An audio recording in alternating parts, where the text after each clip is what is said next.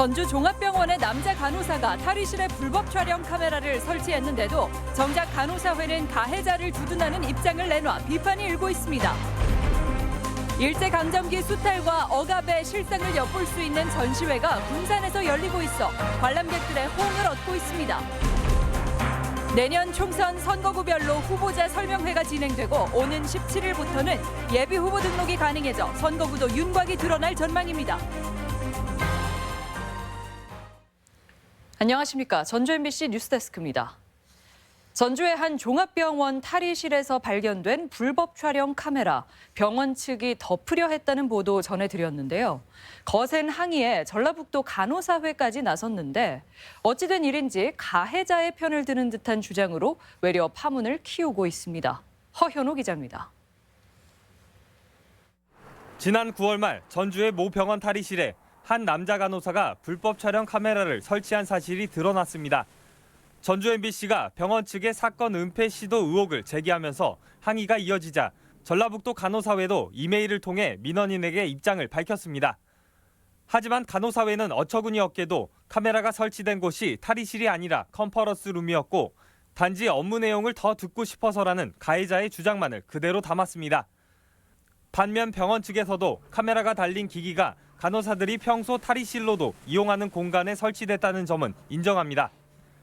깨버려서 몰라도 본인이 버려가지고 카메라가 달려있는 동안 근데 지금 병원 측의 문의에 답변을 작성했다는 전북 간호사회는 뒤늦게서야 대응이 잘못됐다는 사실을 인정했습니다.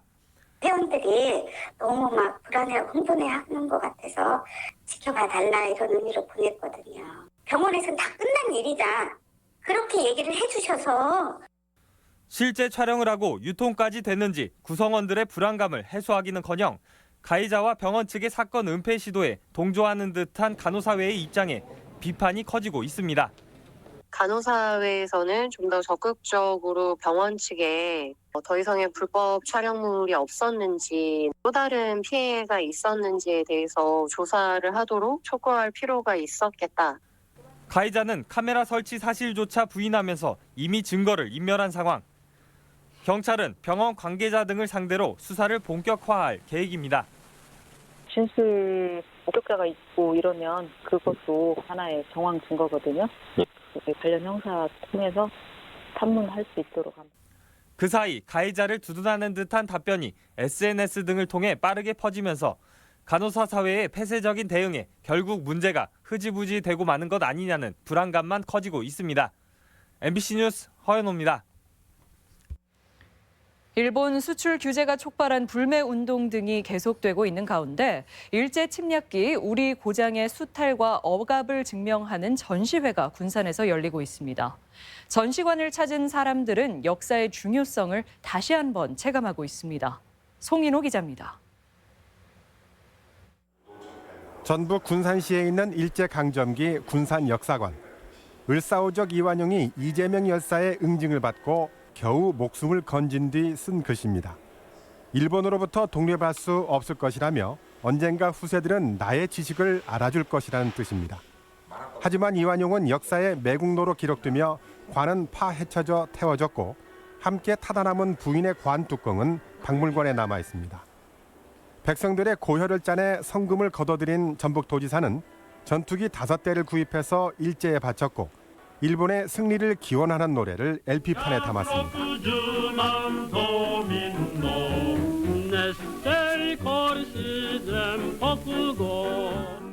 의병을 토벌하는 일본군을 환하게 맞이하는 군수, 총칼을 앞세우고 행진하는 일본군, 무기를 만든다면 노스의 밥그릇을 빼앗아간 뒤 대신 준 사기그릇 등 수탈과 억압의 역사가 고스란히 담겼습니다. 학창 시절에만 생각했던 그런 부분이 너무 잊고지는 게 아닌가 생각해서 조금은 부끄러웠던 것 같아요. 군산역사관에는 저항의 역사도 전시되고 있습니다. 일제강점기에도 고이 간직해온 태극기, 독립을 위해서 임시정부가 마련한 독립공채와 이역만리에서 목숨을 바친 임시정부 주요 인사들의 사진 등이 우리 민족의 강인함을 전하고 있습니다. 일제강점기에 우리 민족의 역사를 참상을 널리 알리고 전시해서 교육하는. 군산을 찾은 관광객들은 일제 수탈의 흔적을 보고 느끼며 역사에 대한 소중함을 깨닫고 있습니다. MBC 뉴스 송인호입니다. 한국노총이 갑자기 운영을 중단해 회원들이 피해를 입은 메이데이 사우나에 대해 전주시가 위탁을 해제했습니다.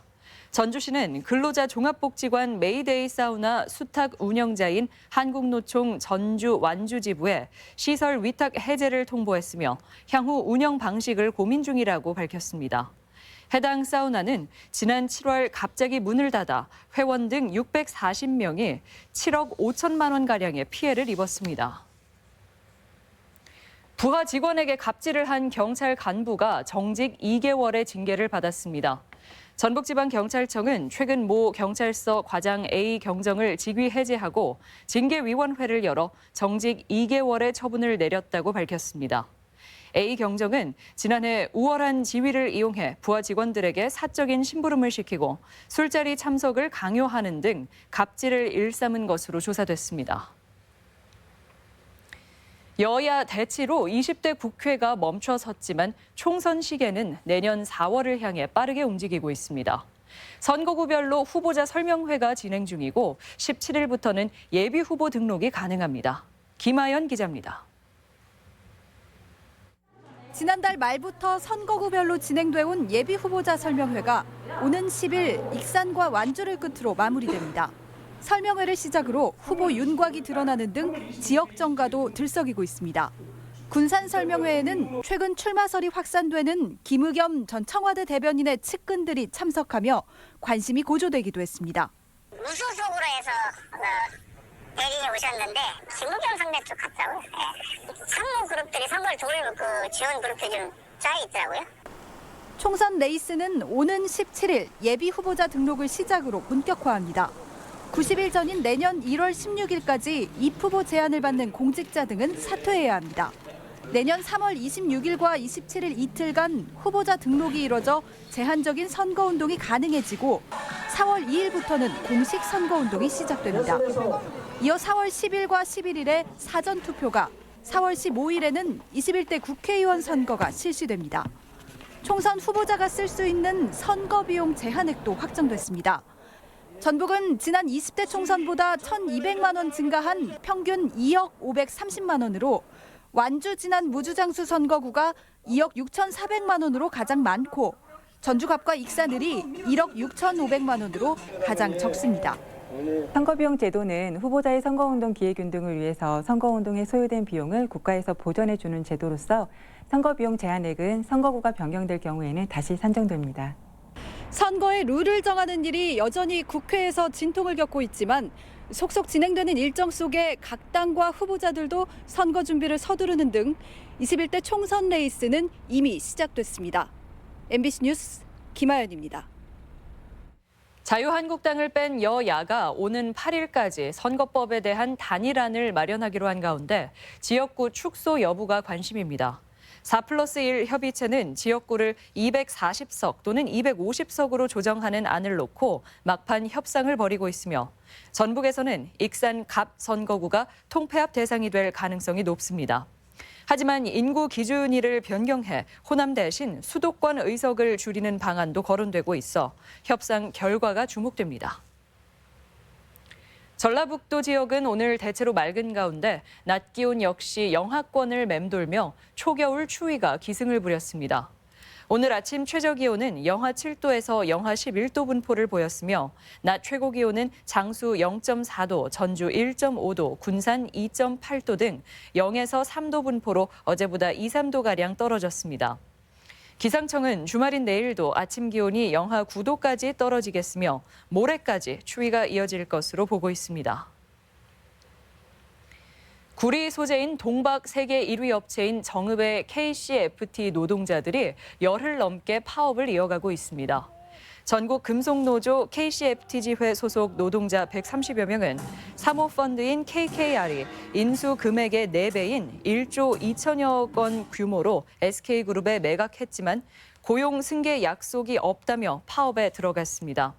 또 올해 예상 영업이익이 700억 원에 육박하지만 기본급이 최저시급에 불과하다며 수익의 공정한 분배를 요구하고 있습니다.